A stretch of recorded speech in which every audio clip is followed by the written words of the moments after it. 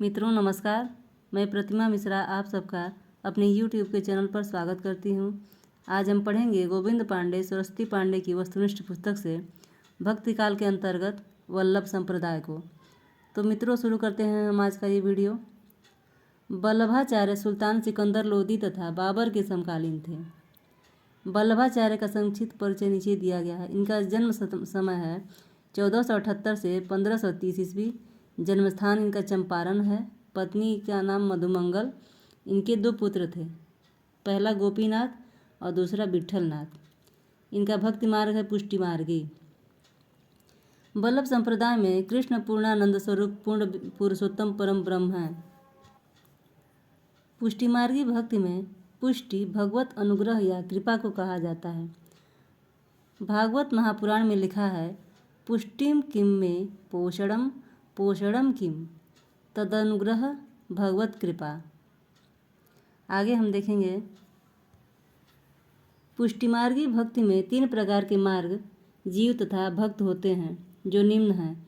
ये मार्ग आप देख सकते हैं, ये जीव और ये भक्त।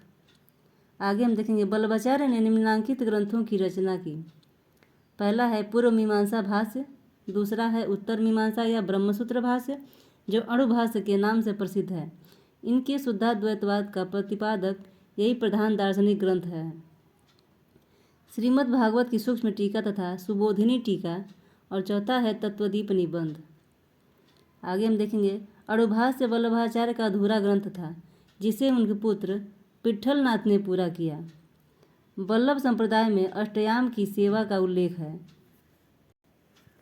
पहला है मंगलाचरण, दूसरा है श्रृंगार, तीसरा है ग्वाल, चौथा है राजयोग, पांचवा उत्थानपन, छठवां है भोग, सातवां है संध्या आरती और आठवां है शयन। सन 1519 में वल्लभाचार्य के शिष्य पूरनमल खत्री ने गोवर्धन पर्वत पर श्रीनाथ जी का मंदिर बनवाया, जिसका प्रबंध दायित्व कृष्णदास पर था। गोस्वामी विट्ठलनाथ सन 1565 ईस्वी 4 वल्लभाचार्य और 4 अपने शिष्यों को मिलाकर अष्टछाप की स्थापना की। वल्लभाचार्य के कुल 84 तथा विट्ठलनाथ के कुल 252 शिष्य थे। कालक्रमानुसार अष्टछाप कवियों का संक्षिप्त विवरण निम्न है। इसमें हम देखेंगे। कवि कुम्भन दास, इनका समय है 1468 से 1583 ईस्वी। इनके गुरु का नाम वल्लभाचार्य था। इनका जन्मस्थान जमुनौती है। सूरदास, इनका समय 1478 से 1583 माना जाता है। इनके गुरु वल्लभाचार्य थे। इनका जन्म सीही में हुआ था। परमानंद दास, इनका समय 1493 है। इनके गुरु का नाम वल्लभाचार्य, इनका जन्म कन्नौज में हुआ था। कृष्णदास, इनका समय 1496 से 1578 माना जाता है। इनके गुरु वल्लभाचार्य हैं। इनका जन्म चिलोतरा में हुआ था। गोस्वामी गोविंद दास जी का समय है 1505 से 1585। इनके गुरु का नाम विट्ठलनाथ था। इनका जन्म आंतरी में हुआ था। छित स्वामी, इनका समय 1515 से 1585 माना जाता है। इनके गुरु का नाम है विट्ठलनाथ। इनका जन्म मथुरा में हुआ था। चतुर्भुज दास, इनका समय 1530 से 1585 माना जाता है। इनके गुरु का नाम विट्ठलनाथ था। जमुनावती में इनका जन्म स्थान है। नंददास, 1533 से 1583 इनका समय माना जाता है। इनके गुरु विट्ठलनाथ हैं और इनका जन्म रामपुर में हुआ था। आगे हम देखेंगे। कुंभन दास प्रथम अष्टछापी कवि थे। ये जाति के क्षत्रिय थे। कुंभन दास ने सन 1492 में ईस्वी में वल्लभाचार्य से दीक्षा ग्रहण की। कुंभन दास अकबर के निमंत्रण पर पैदल ही फतेहपुर सीकरी गए, जिस पर अफसोस करके लिखते हैं, संतन को कहाँ सीकरी सो काम, आवत गयो पन्हैया टूटी बिसर गयो हरिनाम। आचार्य हजारी प्रसाद द्विवेदी ने लिखा है, सूरदास ही ब्रजभाषा के प्रथम कवि हैं और लीला गान का महान समुद्र सूरसागर ही उनका प्रथम काव्य है। सूरदास का जन्म स्थान के संबंध में 2 मत हैं, जो निम्न हैं। रौनकता मानने वाले कवियों में श्याम सुंदर दास, रामचंद्र शुक्ल जी और हजारी प्रसाद द्विवेदी हैं, और सीही में मानने वाले हैं डॉक्टर नगेंद्र और गणपति चंद्र गुप्त। वल्लभाचार्य ने सूरदास को भगवत लीला वर्णन करने का उपदेश दिया। सूर हवै के घिघियात काहे कु है, कुछ भगवत लीला वर्णन करो। सूरदास द्वारा रचित 25 ग्रंथ बताया जाता है, जिसमें कि 3 ही उपलब्ध हैं, जो पहला है सूरसागर, दूसरा है सुरसारावली और तीसरा है साहित्य लहरी। सूरदास की रचनाओं का सर्वप्रथम संपादन कलकत्ता में सन 1841 ईस्वी में राग कल्पद्रुम नाम से हुआ।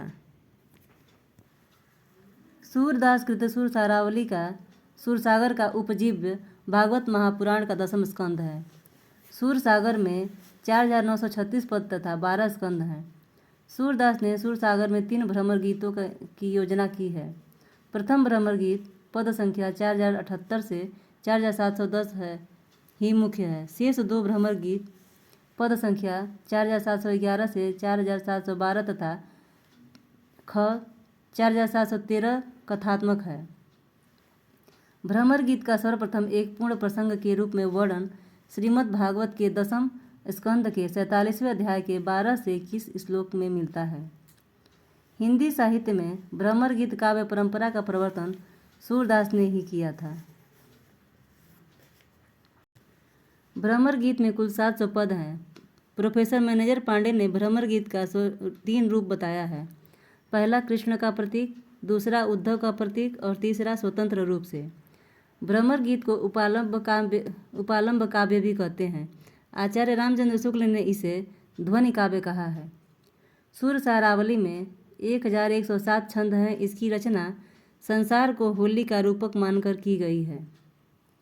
साहित्य लहरी ये 1550 ईस्वी में लिखा गया अलंकार और नायिका भेदों के उदाहरण प्रस्तुत करने वाले 118 दृष्टिकूट पद हैं।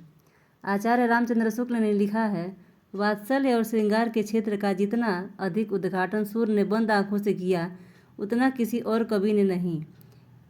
इन क्षेत्रों का कोना कोना वे झांक आए हैं। सूरदास का अंतिम पद निम्नलिखित है। खंजन नयन रूप रसमाते, अतिशय चारा चपल अनियारे, पल पिंजरा न समाते।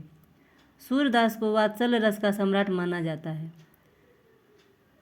परमानंद ने वल्लभाचार्य से अरैला प्रयाग में दीक्षा ग्रहण की थी।